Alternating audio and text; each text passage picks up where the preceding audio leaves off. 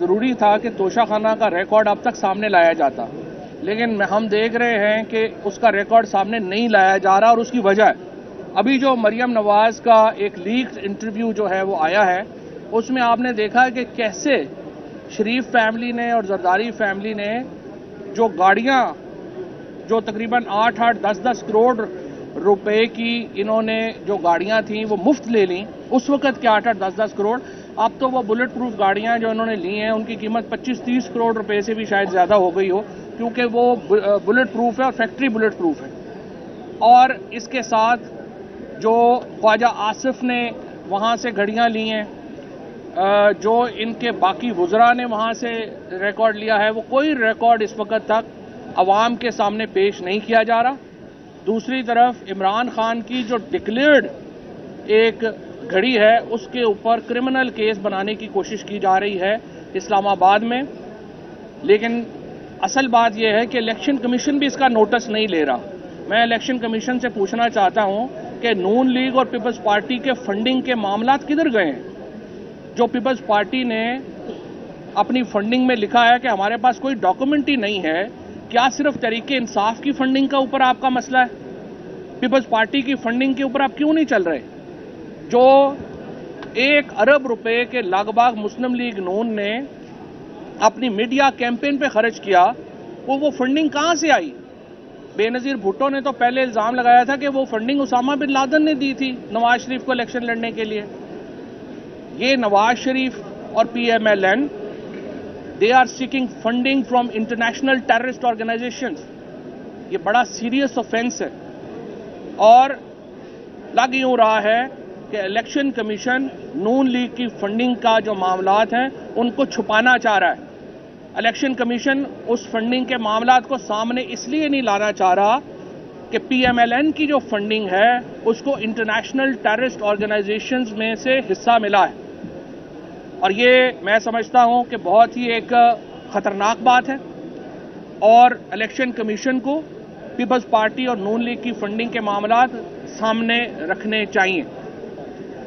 दूसरा अहम मसला जिसके ऊपर मैं बात करना चाहता हूं वो कराची में जब 95% सेंसस या मरदमशुमारी मुकम्मल हो गई है, तो अब हम देख रहे हैं कि हैदराबाद और कराची की आबादी में इस मरदमशुमारी जो MKM के मुतालबे पर हो रही है उसके बाद सिर्फ 29 लाख का फर्क रह गया है।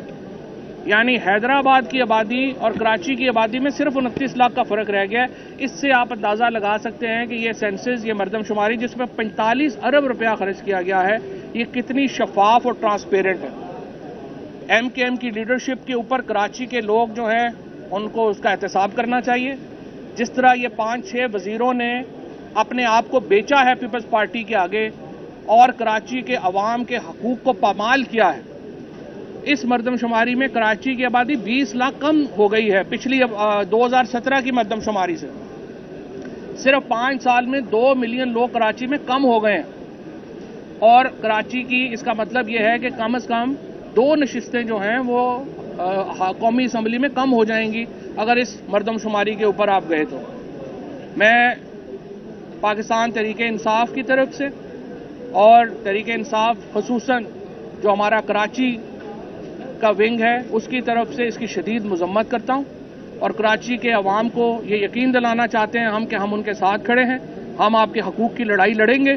MKM के 5-6 वजीर बिक भी जाएं तो अब उसका फर्क नहीं पड़ता। ये जो बिके हुए हैं इनकी कोई आवाज की हैसियत नहीं है। इंशाअल्लाह इमरान खान का कराची इमरान खान का शहर था, सिंध इमरान खान का है और हम एक वफाकी पार्टी की हैसियत से तमाम इकाइयों की और तमाम शहरों के हकूक की हिफाजत करेंगे इंशाअल्लाह। आज लाहौर हाई कोर्ट में जो हमारी जॉइंट इन्वेस्टिगेशन टीम के खिलाफ जो पिटीशन थी अल्हम्दुलिल्लाह उसको एडमिट कर लिया गया है, बाकायदा समाअत के लिए मंजूर कर लिया गया है। अटॉर्नी जनरल पाकिस्तान और पंजाब के एडवोकेट जनरल को पर्सनली सोमवार से अदालत में पेश होने का कह दिया गया है। इसका मतलब ये होगा कि हमने इसको जो चैलेंज किया है वो 3 बातों पे किया है। हमने कहा है कि ये जो इस वक्त तहरीक इंसाफ के लोगों के ऊपर FIRs में एंटी टेररिज्म लगाई गई है, ये सुप्रीम कोर्ट के 7 मेंबर बेंच के फैसले के मुनाफी है और ये कोई भी मुकदमा इमरान खान के ऊपर और तहरीक इंसाफ के ऊपर वो टेररिज्म का केस नहीं बनता। दूसरी बात हमने ये कही है कि जो JIT है वो अनकॉन्स्टिट्यूशनली उसको बनाया गया है। और तीसरी बात आज ये हुई है कि जो ज़मान पाक का ऑपरेशन है उसकी लीगैलिटी को अदालत जो है वो देखे। इन तीनों मामलात के ऊपर अदालत ने एडवोकेट जनरल को ज़ाती तौर के ऊपर, अटॉर्नी जनरल को ज़ाती तौर के ऊपर पेश होने का हुक्म दिया है और मंडे से इंशाल्लाह इसकी डे टू डे समाअत होगी। शुक्रिया। ये बताइएगा कि सरदार तनवीर इलियास के मामले पर तहरीक इंसाफ मुतमईन है जो कबीर अदालत की इसके खिलाफ कार्रवाई हुई। देखिए, बात यह है कि अदालतों का एक प्रोसेस है, इस प्रोसेस को मेंटेन रखना ज़रूरी है। अगरचे जो फैसला है उसके ऊपर हमारे तहफ़्फ़ुज़ात हैं, जैसे कि सुप्रीम कोर्ट का जो फैसला था जिसमें कासिम सूरी की रूलिंग को गैर आइनी करार दिया गया था, उस पर हमारे तहफ़्फ़ुज़ात हैं। लेकिन हमने उस फैसले को भी माना था, हम इस फैसले को भी मानते हैं। ये नहीं हो सकता एक ऐसे मुल्क में जहाँ पे आइन हो, एक ऐसी रियासत जो आइन के मातहत हो, उसमें कोई शख्स ये तो नहीं कह सकता कि हम अदालत के हुक्म को नहीं मानते। जाहिर है आपने प्रोसेस शुरू करना है। हम कोई नून लीग तो नहीं है, हम पीपल्स पार्टी तो नहीं है जो कहें कि हम सुप्रीम कोर्ट को भी नहीं मानते, हम आइन को भी नहीं मानते, और जो हमारा है वो हमारा है और जो साहब आपका है वो भी हमारा है। ये वाली पार्टियां जो है ना, ये इनका मसला है। हम तो जाहिर प्रोसेस उसको फॉलो करेंगे। देखिए जी, इंतखाबात ना कराने के ऊपर जो पिछला हुक्म है उसमें 3 चीज़ें। पहला हुक्म यह है कि वफाकी हुकूमत फ़ंड जारी करे, जो वफाकी हुकूमत ने फ़ंड जारी नहीं किए। आर्टिकल 90 के तहत वफाकी हुकूमत का मतलब है वज़ीर आज़म और काबीना। लिहाजा इस हुक्म की जो हुक्म अदूली है उसके नतीजे में वज़ीर आज़म और काबीना नाअहल होगी, जो कि वफाकी काबीना है। उसके बाद दूसरा हुक्म था IG पंजाब और चीफ सेक्रेटरी को कि आप इसका सिक्योरिटी प्लान दें। अब हमें नहीं पता कि उन्होंने सिक्योरिटी प्लान दिया है या नहीं दिया। अगर चीफ सेक्रेटरी ने और IG ने सिक्योरिटी प्लान नहीं दिया तो उनके खिलाफ कार्रवाई होगी। तीसरा प्लान था कि सेक्रेटरी डिफेंस जो हैं वो अपनी सिक्योरिटी प्रोविजंस दें। अब अगर उन्होंने सेक्रेटरी डिफेंस ने नहीं दी तो फिर उनके खिलाफ कार्रवाई होगी।